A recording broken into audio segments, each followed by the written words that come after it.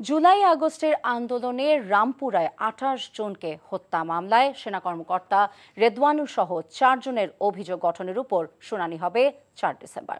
এদিনও sub jail থেকে virtually হাজিরা দেওয়ার আবেদন করেন গ্রেফতারকৃত ২ আসামির আইনজীবীরা।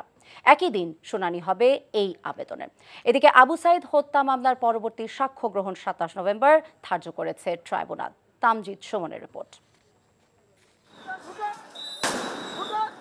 জুলাই আগস্টের আন্দোলন চলাকালে রামপুরায় ছাত্র জনতার উপর সরাসরি গুলি চালাতে দেখা যায় বিজিবির লেফটেন্যান্ট কর্নেল রেদওয়ানুল ইসলামকে। প্রসিকিউশন বলছে ১৮ ও ১৯ জুলাই এই ২ দিনে হত্যা করা হয় ২৮ ছাত্র জনতাকে। সোমবার এই মামলায় গ্রেফতার কর্নেল রেদওয়ানুল ও সাবেক মেজর রাফাত বিন আলমকে কড়া নিরাপত্তায় হাজির করা হয় ট্রাইব্যুনালে। পলাতক রামপুরা থানার সাবেক ওসি মশিউর ও খিলগা জোনের এডিসি রাশেদুল ইসলামের পক্ষে আইনজীবী নিয়োগ দেন ট্রাইব্যুনাল। এদিন সাবজেল থেকে ভার্চুয়ালি হাজিরা দেওয়ার আবেদন করেছেন গ্রেফতার ২ আসামির আইনজীবী। পরে ট্রাইব্যুনাল এ আবেদনসহ অভিযোগ গঠনের শুনানির দিন ধার্য করেন ৪ ডিসেম্বর।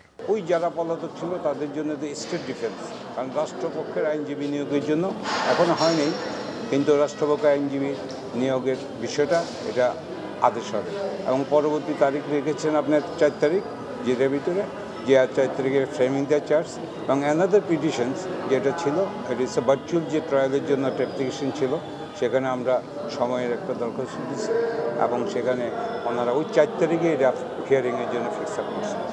সরকারি কৌঁসুলি জানান ভার্চুয়াল হাজিরা দেওয়ার সুযোগ নেই, কারণ আইন সবার জন্য একই সুবিধা দেয়। ২ জন পলাতক অবস্থায় থাকা এখন স্টেট ডিফেন্স নিয়োগ হবে আজকে এবং চার্জ হিয়ারিংয়ের জন্য আগামী ৪ ডিসেম্বর ধার্য হয়েছে। কর্নেল রেদওয়ান আর একজন মেজর তথ্য প্রযুক্তির মাধ্যমে ভার্চুয়ালি হাজিরা দিতে চান। এটা মঞ্জুর করার কোনো অবস্থা আমাদের দৃষ্টিতে বিবেচনাযোগ্য মনে হয়নি। তারপরে ওনাদের আবেদনের প্রেক্ষিতে এই অ্যাপ্লিকেশনটা অ্যাডজর্ন হয়েছে। এদিকে ৭ দিনেও শেখ হাসিনা ও আসাদুজ্জামান খান কামালের মৃত্যুদণ্ডের পূর্ণাঙ্গ রায় স্বাক্ষর হয়নি। জানতে চাইলে এই আইনজীবী বলেন, এ বিষয়ে প্রসিকিউশনের কোনো মন্তব্য নেই। কপি পাওয়া না পাওয়ার বিষয়ে আমি কোনো বক্তব্য দেব না। Tamjid Suman, NTV news, Dhaka.